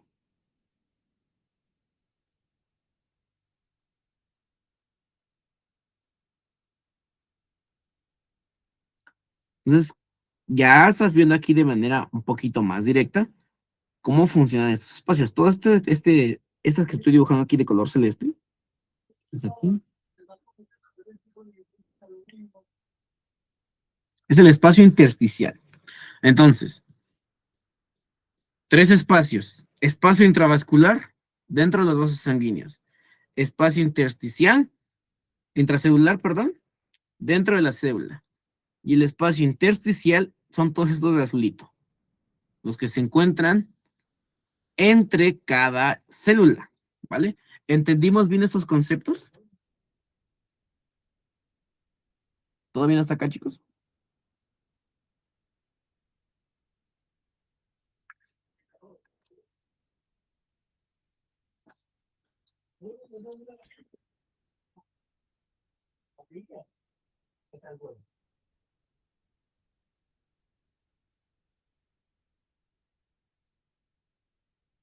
Ok, quiero imaginar que sí.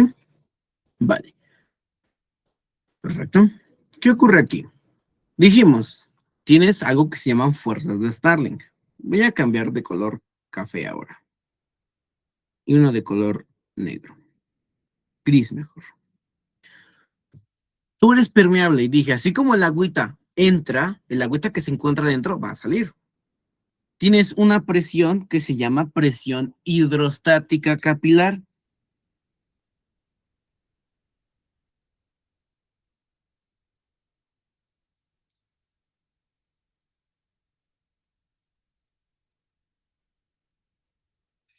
Presión hidrostática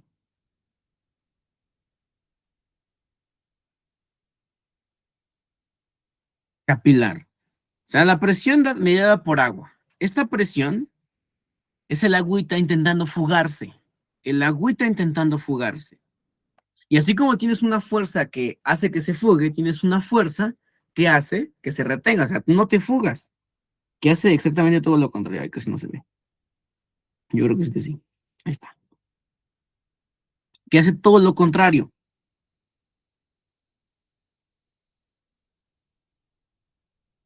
Es la presión coloidosmótica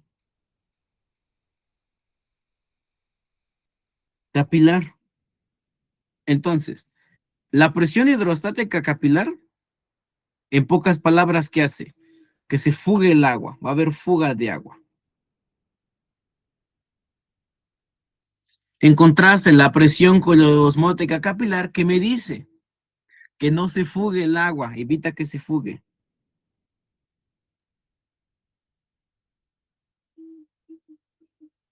No se fuga el agua y no se va a fugar. Ok, pero como te dije, Si tú estás, todo esto que te estoy mostrando de las presiones, ocurre aquí a nivel de los capilares, donde mira, son muchísimos, muchísimos, muchísimos. Y así como te dije, así como funciona el alcantarillado del hospital o el alcantarillado de tu casa, que es un cuarto exclusivo para únicamente conexiones de agua, no sé por qué siempre hay un charquito de agua, a pesar de que no hay grandes cantidades de fuga de agua, no te lo marca, pero siempre hay un charquito de agua. O tocas lo que viene siendo los tubos y te vas a dar cuenta que están húmedos. Siempre hay fuga de agua. Y eso mismo ocurre aquí. En cada uno de estos laberintitos hay estas presiones y siempre va a haber fuga de agua. Siempre se va a fugar el agua. Entonces siempre se va a fugar agüita. Voy a poner aquí que siempre se fuga el agua. Se fuga el agua. Son estas burbujitas.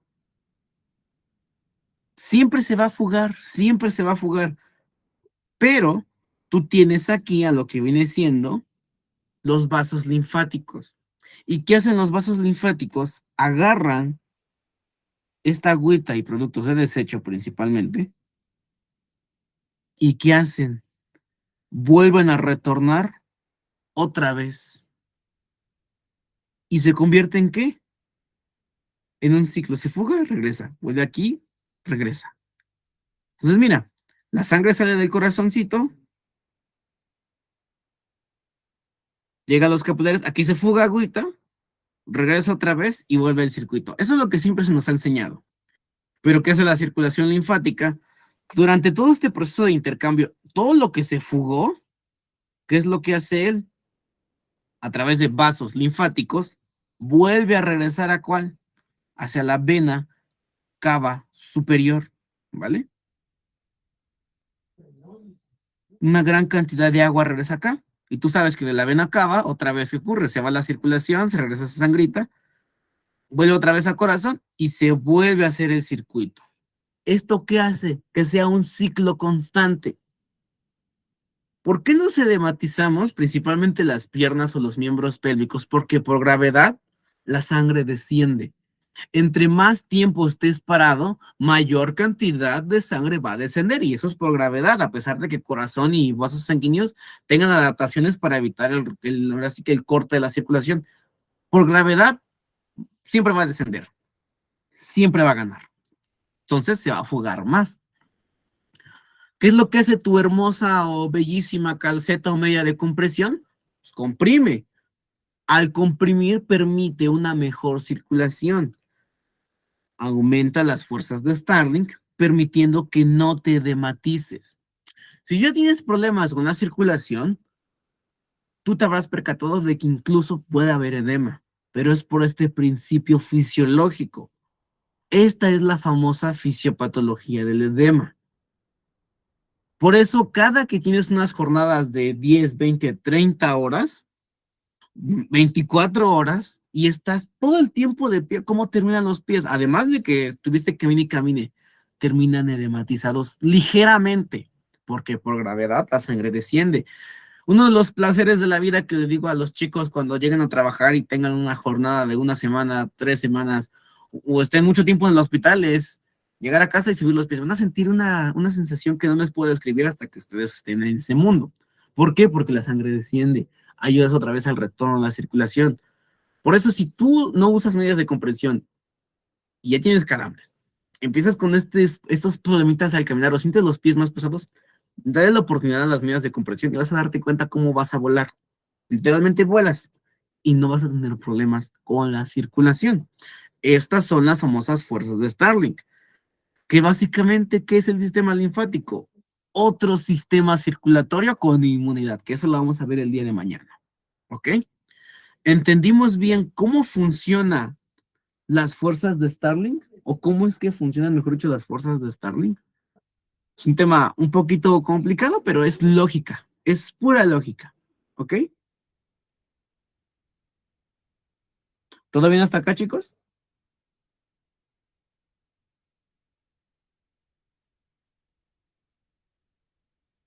Ok, dicen que sí.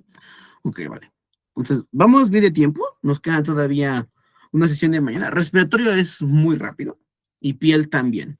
Pero lo que viene siendo sistema linfático y sangre sí es un tema largo. Es un tema a veces muy tedioso, muy teórico, pero estamos tratando aquí de que sea lo más digerible para ustedes, ¿vale? Entonces, si ya no hay más dudas, no más preguntas, ¿has recibido una muy buena dosis de información?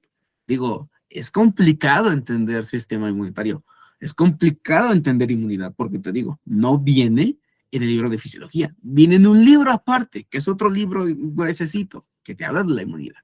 Entonces, has recibido una buena dosis de información, ya te puedes ir a descansar, ve a cenar, tómate un café, vete a la agüita, ve al baño, y nos estaremos viendo el día de mañana terminando el tema de inmunidad y estaremos viendo respiratorio, ¿vale? Ya me entregaron la lista a los compañeros de control escolar, entonces ya voy a empezar a calificar y a registrar tareas, ¿vale? Entonces, ¿cómo me voy a dar cuenta, doctor, de que calificó mi tarea? De nada, Ana. Principalmente porque ya tiene una reacción. Cuando tenga mi reacción, que es un like, quiere decir que ya está calificada y que ya está registrada, ¿vale? Entonces, no se preocupen. Ahorita nada tiene reacción porque directamente apenas ayer me entregaron las listas. Entonces, voy a empezar esta semana a sacar calificaciones aunque sea de sus trabajos. Y ya cuando tengan su examen, a más tardar espero el sábado, ya entregarles calificaciones, ¿vale? Entonces, dejen pausa en la grabación y nos vemos la siguiente.